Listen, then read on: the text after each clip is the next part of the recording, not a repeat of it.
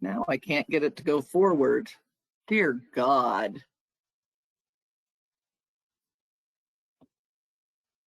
You know what, Julie? Is there any way you can share my presentation? There is. Let me pull it up. Sorry, it's not going forward for me. No, I've had nothing but computer issues today, so I think it's just going to be one of those days.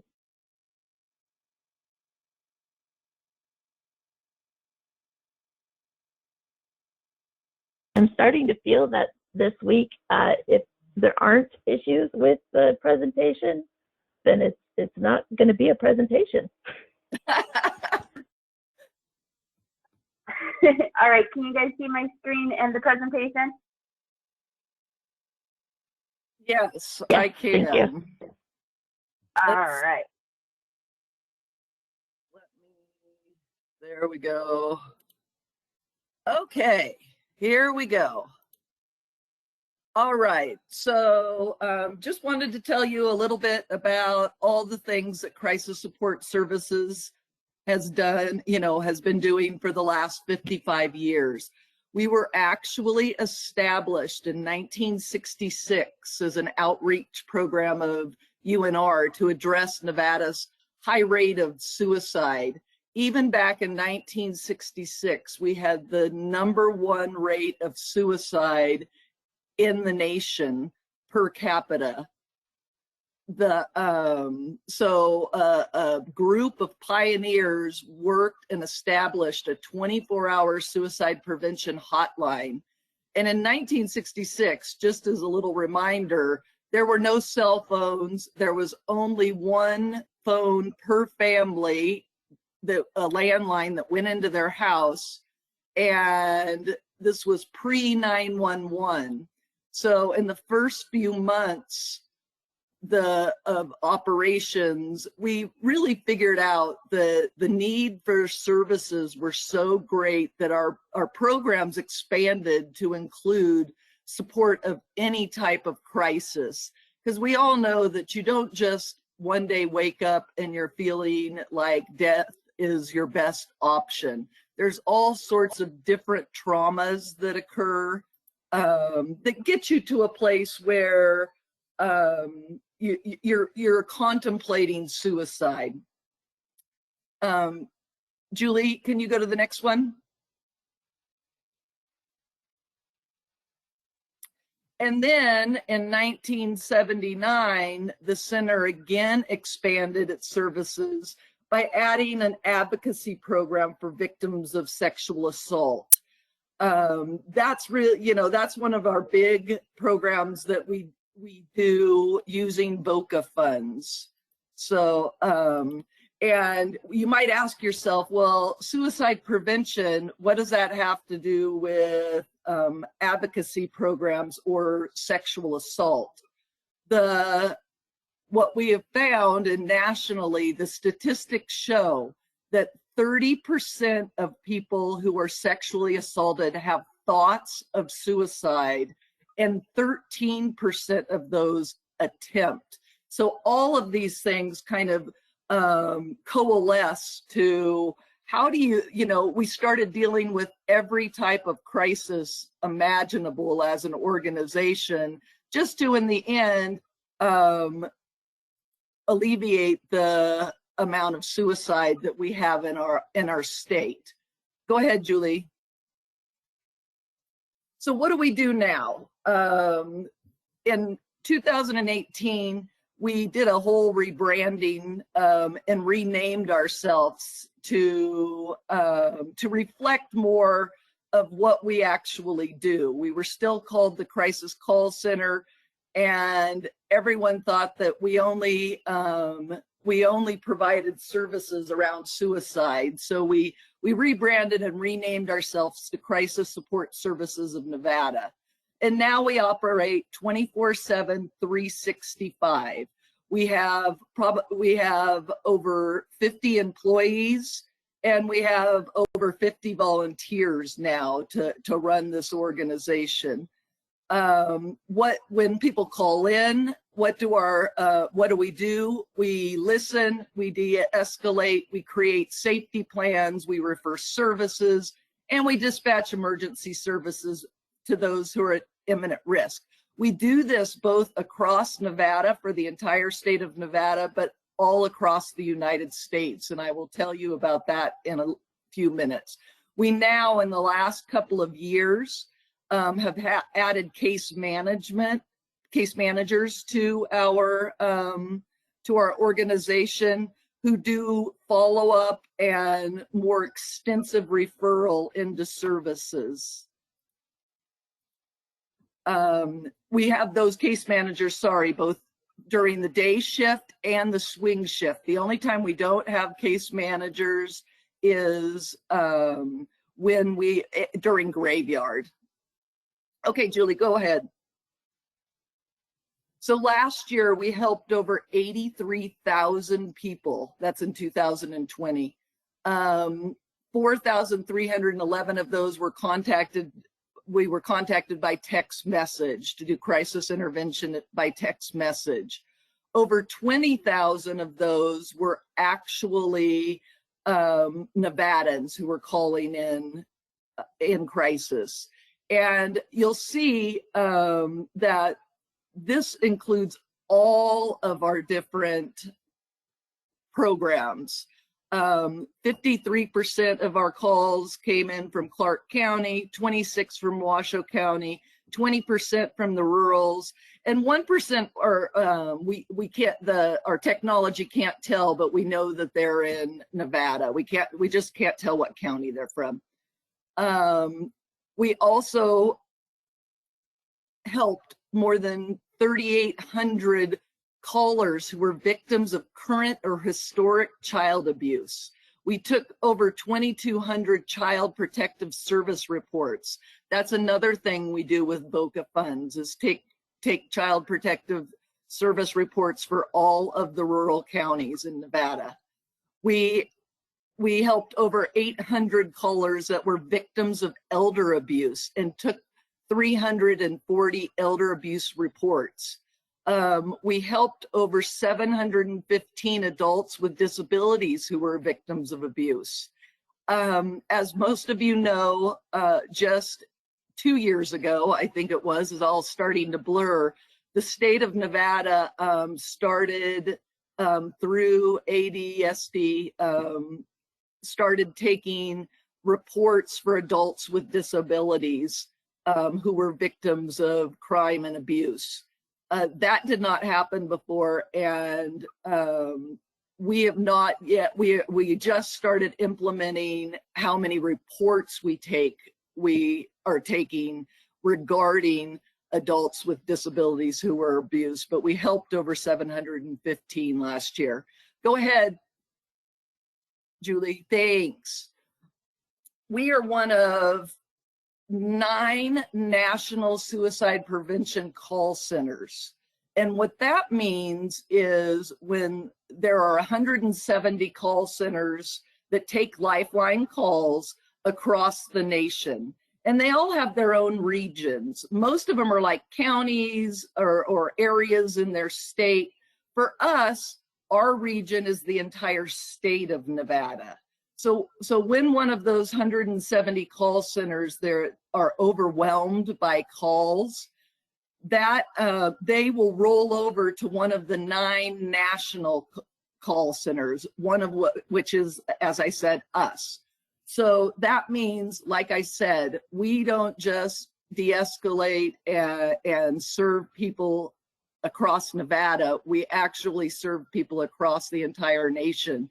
And with the advent of the internet, we actually get calls internationally for help in a crisis. And thank God for Google, because we don't have a lot of resources in other countries, but we'll Google and try to find resources and do what we do, de-escalate and help that person and safety plan with that person, and then try to get them to some resource in their country. So I find that fascinating that occurs. So this is just the calls from Lifeline that come into our area. And you see it's pretty similar. 60% come from Clark County, 30% from Washoe, and 10 from the rurals. Okay, Julie, go ahead. Some of the other things that we do, we take all, like I said, we take all child protective service reports for all the rural Nevada County CPS offices. Both Washoe County and Clark County have 24-hour child abuse reporting options. So we only take a Clark County child abuse report if they happen to call in on the 800 number for child abuse reporting across our state. And we'll usually pass those back to Clark County so that they can take them. Washoe County, we still act as backup when on holidays and when they need us to, but they usually take most of their reports. Like I talked about, we do elder and adults with disability abuse reports after hours for Nevada Aging and Disability Service Division. So we answer their calls after 5 o'clock during the week and all weekend, and then on holidays. We also have a statewide substance abuse helpline that we help those who are struggling with substance abuse to get into the services that they need to help them try to break that cycle. Okay, Julie. We take after hours crisis calls for all of Nevada's rural behavioral health clinics. We take calls and deploy the rural immediate mental health care team, and that's for any adult in the rural counties who are having a mental health crisis. That program has clinicians on, the state has clinicians on Monday through Sunday, so 7 days a week, except for holidays, from 9 to 6 p.m. All those calls to the care team come into us, and we then do what we do. We de-escalate, we help them to get stabilized, and then we hand them off during the clinician's office hours. Within 15 minutes, they have a clinician on the phone or on doing telehealth with them. This is one of my favorite programs across the state. And unfortunately, I'd love to replicate this into the urban areas and just not the rural counties, because there's nowhere else where you can get to a clinician in 15 minutes. If a caller calls in after hours, then we let them know, we do what we do, we take a report and we let them know that a clinician will get a hold of them at 9 o'clock in the morning when they come in the following day. And like I said, we get that to them in 15 minutes. Okay, Julie.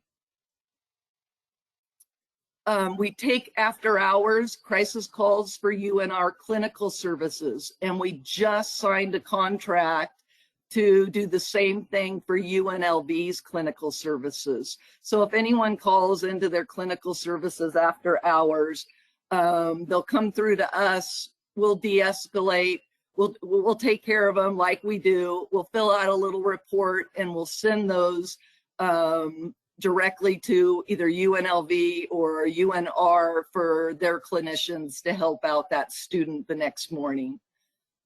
We're the hub of Nevada's health connection through the Open Beds platform. And Open Beds is a technology platform designed to enable us to give real-time referrals and to inpatient and outpatient behavioral health services in Nevada. Currently, there are 50 Nevada behavioral health programs and facilities on that platform. These were all the providers who the state provides funding or have certified. And since February, we've referred more than 500 people to Open Beds across Nevada to get directly into their services. Okay, Julie. just some of the things that we're seeing since COVID. You know, post-COVID, the acuity of the callers is much higher. In the past, before COVID, we have, you know, we only deploy emergency services as a last resort if the person is at imminent risk. And by acuity, I mean their mental health is so much high, you know, the struggle is so much higher, and they're so much closer to that imminent risk factor that we're seeing that we almost doubled the number of dispatches that we had to do because someone was so, you know, struggling so acutely that they were really talking about death, and we could not get them safe. We could not get them to safety plan with us. We marketed COVID, well, the state marketed during COVID the knowledge of where people can call us and how people can call us. And we were able to serve almost double the number of Nevadans, and that's up through current times. The increase in dispatches, just as we were looking at this, really has shown us the holes in our system of helping people when we can't facilitate that help. We don't have, although we have a couple of mobile teams across the state, and this is nationally, when someone is at risk of dying, we deploy law enforcement. And that's what we've been doing for the last 55 years that we've been doing this, and that's what they do nationally. So, and then law enforcement decides whether they're going to go out to that person or not. It's not like a physical health crisis where, you know, when you call 911, you're going to get services and EMTs are going to come to you, you're going to get that help, and you're going to get to the hospital if you need to. With behavioral health, that is not the case.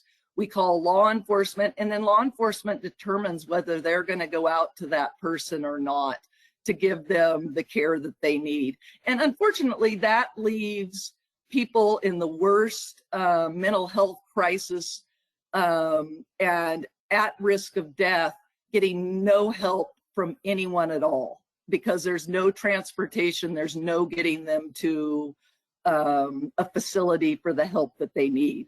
So that's why we've been working with the state to implement a statewide crisis care system, and why it's so vital, so that we have mobile teams that aren't law enforcement based that we can deploy to the person when we can't get them safe, that has a clinician and a peer.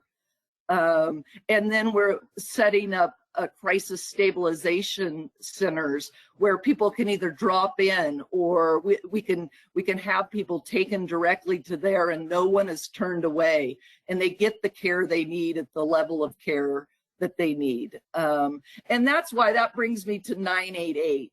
That's why 988 is being implemented nationally, just for those reasons, because Nevada is not the only ones that struggle with this. This is a national issue. So go ahead, Julie. So what is 988? 988 is the behavioral health equivalent to 911. Again, it's a national implementation.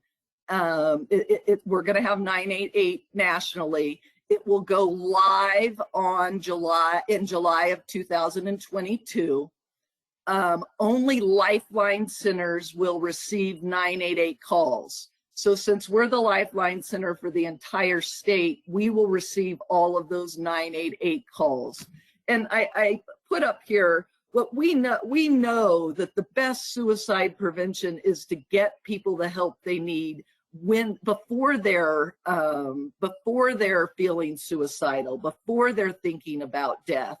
So 988 also helps us to help people and give them the ability to have a place to call easily with a 3-digit telephone number. So when they're just struggling, they can call in. We can give them the help they need. We can warm link them to like NAMI, the NAMI lines if they need to. We can get them mobile services if we can't de-escalate them. We can get them into the appropriate behavioral health care that they need. Go ahead, Julie. I think I'm going to skip these a lot. You know, the reasons behind 988 are many. We know that the suicide rate, I'll go over a couple of them, has increased by 30% since 1999. Just in 2016 and 17 alone, there were 10% increase in the suicide of young persons 15 to 24 in the US. So there's lots of, we all know it. We've all been feeling it. We know about the suicides of our youth that have been occurring in Nevada over the last couple of years. We're starting to talk about it more, so that's why we're hearing about it more.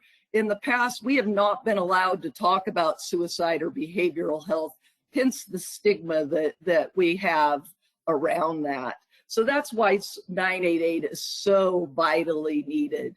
Go ahead, Julie.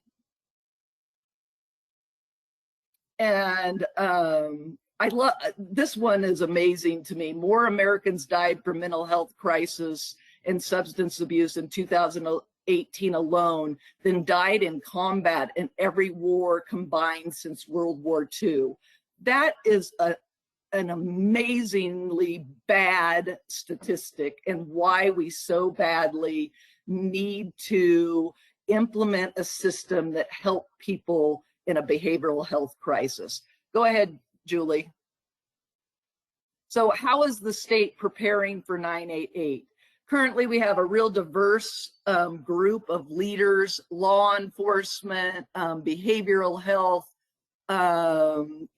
telecom companies, senators, assembly members, a real diverse group of leaders getting together and really planning for our 988 system. And although 988 is pretty much around the call center, in our state, we're really looking at planning the whole system, because you can't just have a call center. You have to have, when the call center doesn't work, you have to have mobile teams and people we can send out to the people in need. And you have to have a place for them to go that allows them in and gives them the services they need. So what happened during the legislature this past couple months was that Senator Roddy and the Senate Committee on Health and Human Services brought forward legislation called SB 390 that provided to charge a fee on phone lines to fund 988. And it's very similar to 911 funding. They charge a minimal fee on all phone lines. Our legislation doesn't allow that to be more than 35 cents a month, and it actually passed with bipartisan support. It had to pass by 2/3. And we were way up to probably 95% of the legislature voted for it. So thank goodness that passed. Go ahead, Julie. So that's just a little overview of all the stuff that Crisis Support Services of Nevada provides. Of course, we have different phone lines and different phone numbers. If you ever want any information on how to get a hold of us or how to send someone to us to get the support they need, please let me know, and we can get you out all those phone numbers so that you know how to get people to us. So thanks.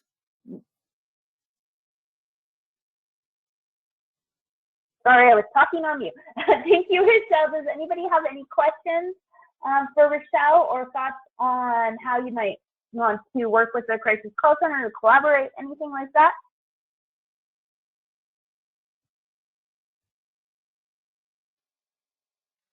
Feel free to either use the chat or unmute yourself if you do.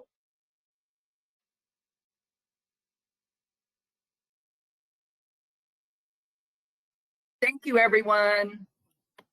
Yes, thank you, Rochelle. If you think of ones as we go through, feel free, and we'll probably have time at the end to have more comments and questions too. And then, Jen, were you able to connect via the computer? Yeah, I was. Awesome. Do you want me to make you presenter? Nope, I'm just going to talk. Okay, perfect. All right, welcome everybody. My name is Jen. I'm one of the co-founders and the Youth Intervention Director at Awaken. And for those of you who don't know us, we are located in the heart of where prostitution and trafficking takes place in our community. And we work with women and girls coming out of any form of prostitution. And so for us, it doesn't matter if it's legal or illegal. We provide a really wide range of services. So personally, the youngest girl I have worked with was 11 years old. And trafficking, depending on age, looks really different with what I have seen with the minors. Is sometimes it's familial trafficking where the family members are involved, or really that dating scene, survival sex scene.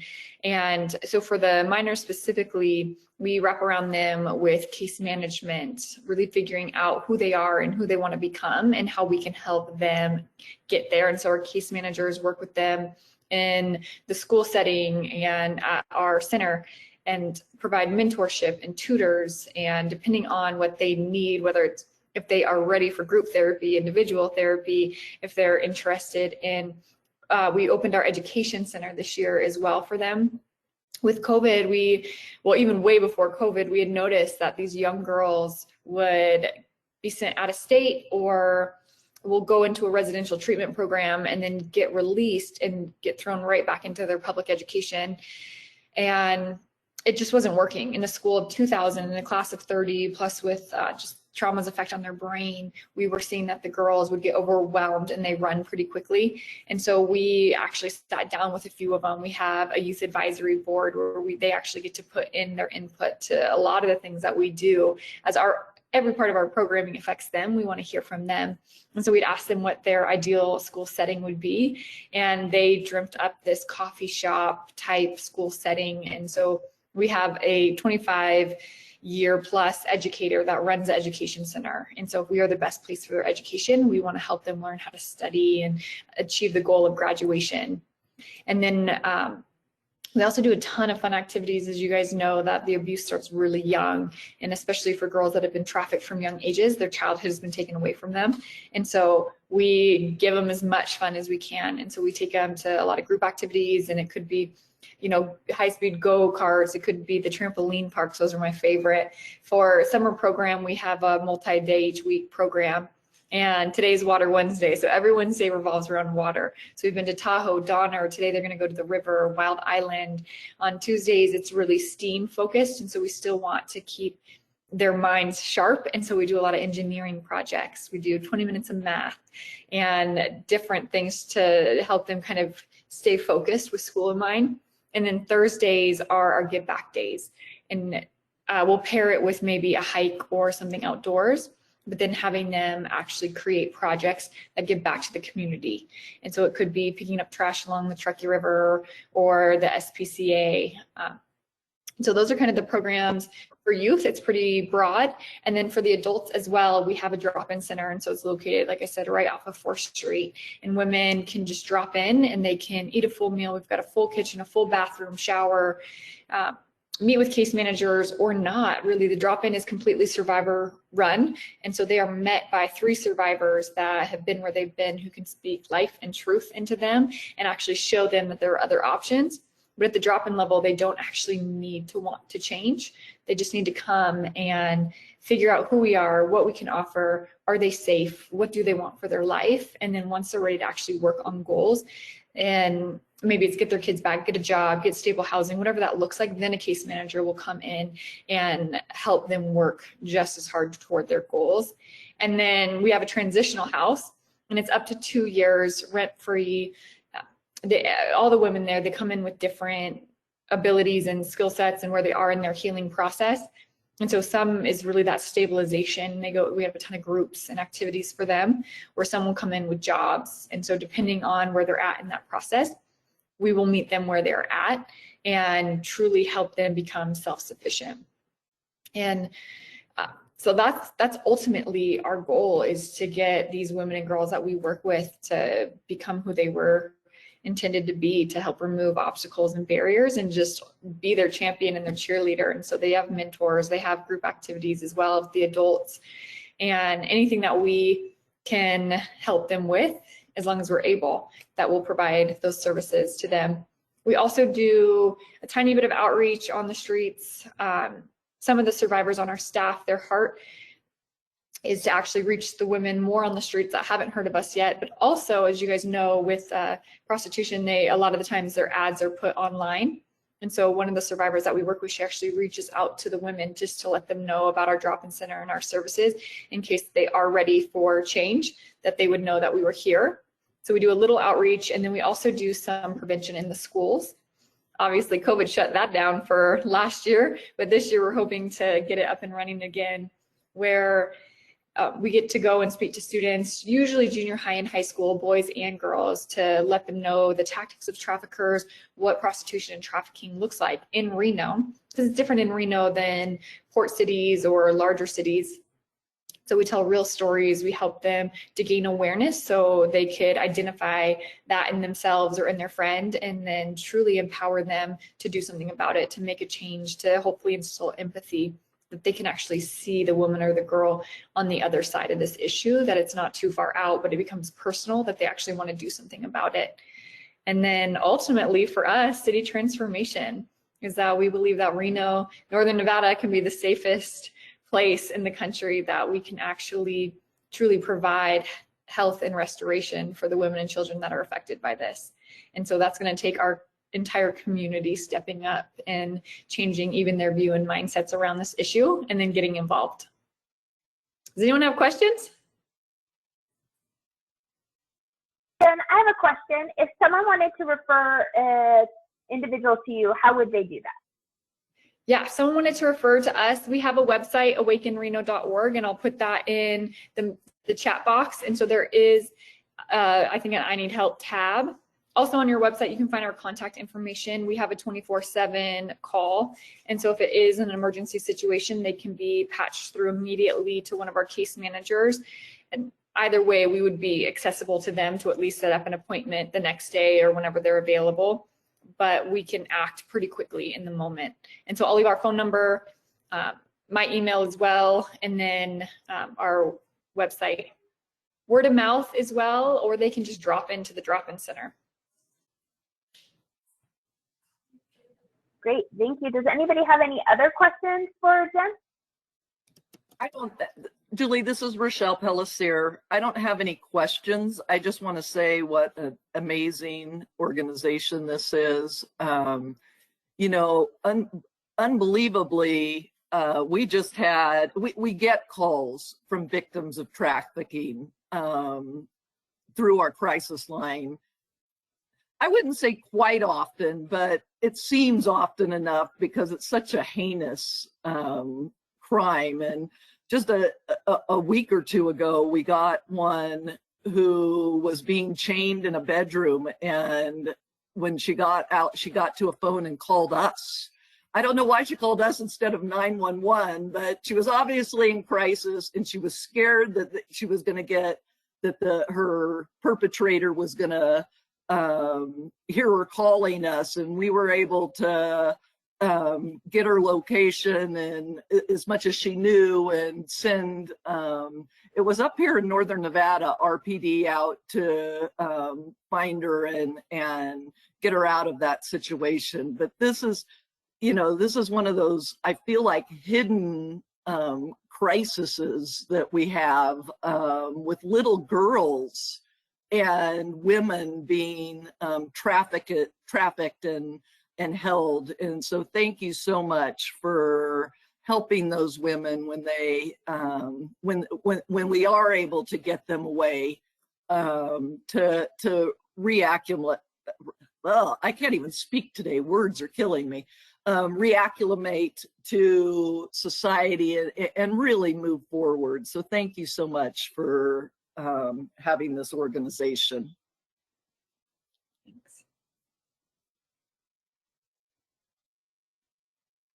Thank you, Rochelle. Anybody else have anything that they want to ask of Awaken or crisis support services, or any conversations they want to start today? I put my personal email down there as well. If anyone has any further questions, they can always reach out to me. I'm available and I'll get back to you as soon as I can.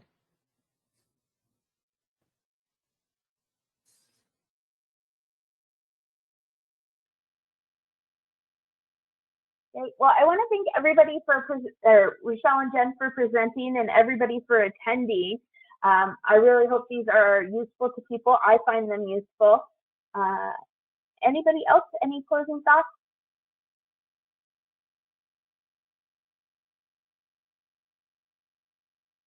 All right. Well, I'll give you guys 20 minutes of your day back then.